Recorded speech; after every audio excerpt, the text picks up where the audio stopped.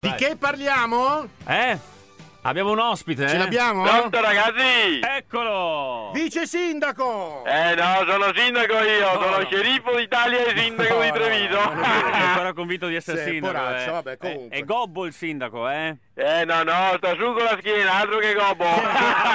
Gobbo è il cognome, non è? Che c'è? Casino. Va bene, sono tutte opinioni, siamo democratici.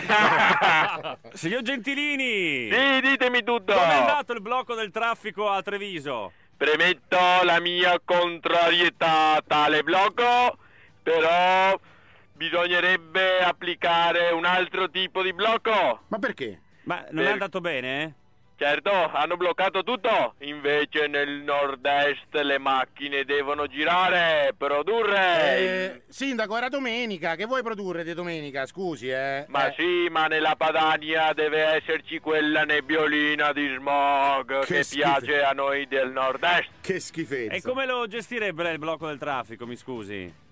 Non dovrebbe esserci il blocco del traffico, no? ma il blocco delle frontiere. Che c'entrano le frontiere con lo smog? Sindaco, ride. Bisognerebbe bloccarli tutti. Vabbè, ma che c'entra? Filo spinato. Ma no.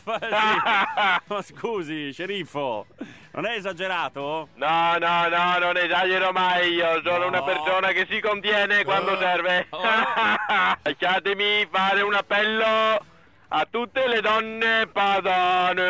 Oh, bene, dica. Cosa vuol dire? Devono procreare tanto, ma solo con la razza piave. Ma no. Con gli uomini padani che ce l'hanno duro. Ma tu non sei padano allora, Marco? No, sono padanissimo. Non ce l'hai molto duro. Come no? Non Lascia sei perdere, padano, lascia perdere. Non sei padano. Non dobbiamo dimenticare della razza pura padana. E quindi? E quindi non devono procreare con Fedro. Che c'entro io? Sì, Questo è vero, questo è vero. interrompiamo sta telefonata perché già non mi piace più, E non ha nemmeno il permesso di soggiorno. Arrivederci, sindaco. Sono italiano. Glielo dici che sono italiano, per favore? È italiano, sì, ma non è padano, Ma che c'entra? È dal Po in giù, quindi non è padano. Arrivederci, sindaco. Ciao.